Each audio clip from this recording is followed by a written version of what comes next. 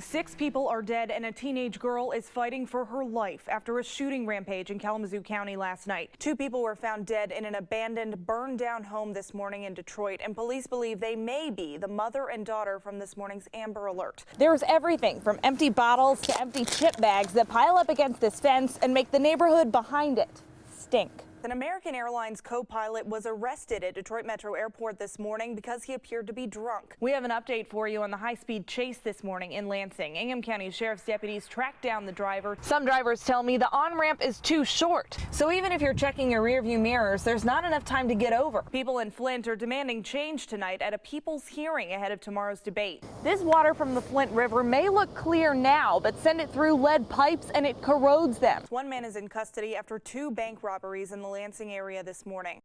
It seems like everywhere you look in Charlotte, there are train tracks, which is why Eric Britz wasn't surprised when he heard a student got hit across the street from his house Tuesday afternoon. He's lucky to be alive. Charlotte police say the teenager was injured and taken to the hospital. The superintendent's office tells me they're working through the accident with the student body and trying to provide the support needed. But Britz thinks the accident is an example of a bigger problem because he sees kids walking on the tracks almost every day. In Charlotte, there's not a lot of activity for kids to do. So, I mean, they just pretty much just roam the streets freely.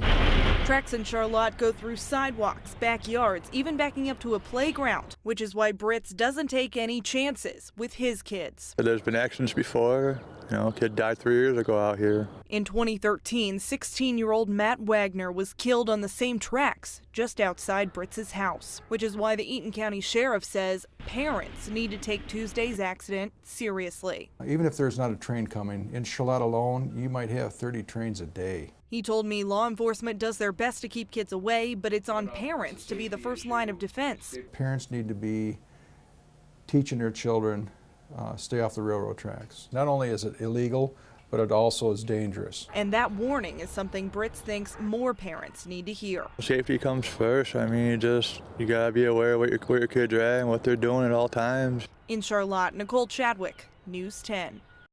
6 people are dead and a teenage girl is fighting for her life after a shooting rampage in Kalamazoo County last night. It happened in 3 locations. 4 people were killed in a Crackle Barrel parking lot. Their names are 60-year-old Mary Jo Nye. She was a retired school teacher from Battle Creek. 62-year-old Mary Lou Nye of Baroda, 74-year-old Dorothy Brown, and 68-year-old Barbara Hawthorne of Battle Creek. They were with a 14-year-old girl who was also shot. She was initially reported dead, but she squeezed her mother's hand today and is in critical condition.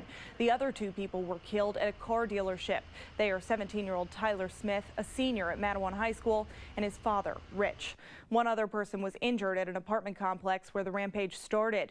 The Kalamazoo County prosecutor says he's never seen anything like this before. This is just the most awful thing I can think of having happened, and to have to stand here and talk about these kinds of crimes is just a terrible thing. Governor Snyder visited the hospitals where the shooting victims were being treated today. He ordered state flags lowered in honor of the people who died and said the teenage girl who was shot near the Cracker Barrel was fighting to stay alive. It's just a terrible situation. Again, we want to see her recover, and I hope there's a strong opportunity for that. Again, I have to be careful because of privacy issues. Right. But I did have a chance to meet with the parents, and it's just a tragic event. You hope she can recover from. The suspect is 45-year-old Jason Dalton of Kalamazoo County. The prosecutor says Dalton is likely to face multiple counts of first-degree murder and attempted murder. He has no known criminal history and a motive is not known at this time, but police say they are confident that they have the right guy in custody. Dalton is married. Police say they contacted his wife to make sure she wasn't a victim. She's okay and she is cooperating with the investigation. Dalton is also an Uber driver. The company confirmed it today. He reportedly dropped off passengers at a Texas Township hotel before the shooting spree at the Cracker Barrel.